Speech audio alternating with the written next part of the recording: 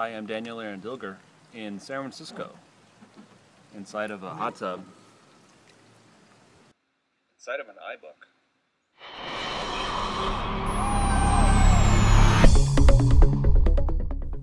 Welcome to our week in review for the third week of 2012. This week Apple had an event showing off iBooks Author. iTunes Match is now expanding into 19 new countries. And we have a special report on Wi-Fi and Thunderbolt. Also, Microsoft reported strong sales of Windows Phone 7. Actually, no, it's just Windows, and they weren't strong, they were down 6%. The big news of the week was Apple's iBook event, where the company showed off a new version of iBooks 2 with support for complex page layouts, inline definitions, and new highlighting and multi-touch navigation features. And here I can use all those familiar multi-touch gestures to navigate through this amazing book. I can swipe down below to see the thumbnails for the pages in this chapter. A really cool interactive object. It looks like an image, but I can actually swipe through and see a gallery of images. When I pinch it up to the full screen, I'm going to pinch to get to our table of contents. When I see a glossary term I don't understand, I can just tap on it. So I'll just start typing. I get suggestions, tap on biomes. Now I see a list of every place in the book the word biome occurs. Tap on the Notes View button. In this view, we collect together and show you all of your notes and highlights for the entire book. And now we automatically take all your notes and highlights and we turn them into study cards. And I can just swipe through. To build these books, Apple showed off the new iBooks Author. You know, traditionally creating interactive electronic books has been really hard. First thing I see is our template chooser. I'm just going to click on one, create a new document. And this window is where you actually build your entire book. Just drag a movie right in. I can preview it in place if I want to. Drag an image in here.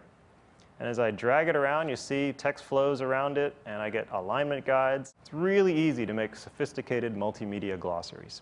And if you can write code in JavaScript and HTML, basically you can create your own completely custom interactive widgets. How about that nifty text-focused portrait view we looked at earlier?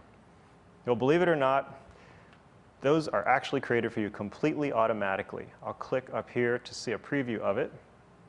And there it is, it's done. Here's a 3D model we put in there.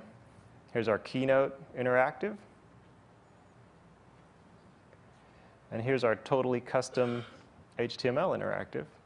I just think that's totally awesome, right? The new app is aimed initially at high school textbooks, although Apple also showed off books for kids of various ages. And also debuted the new iTunes U iPad app for managing college course materials, teacher updates, and even class enrollment. Some were concerned that iBooks Author isn't capable of outputting ebooks into a format that can be read by tablets that people, and particularly educators, don't use, but Apple isn't the only company making authoring tools. Amazon's Kindle Gin converts HTML for Kindle from the command line.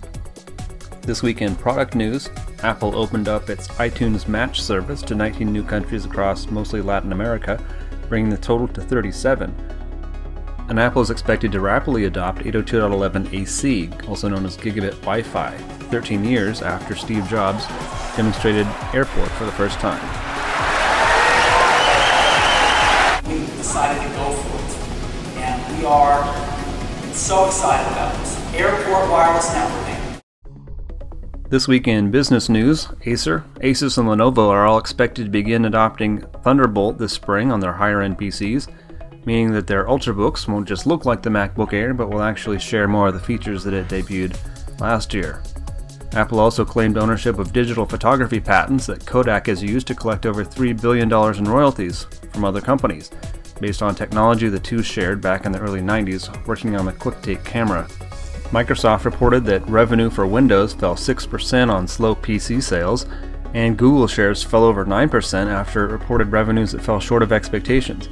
Apple hasn't yet reported earnings for the holiday quarter, but the company's iPad sales may help make it the world's largest PC maker. If not, it is expected to surpass HP in computer sales sometime this year. We'll know for sure on Tuesday when Apple reports its quarterly earnings. The company also has a shareholder meeting set for February 23rd.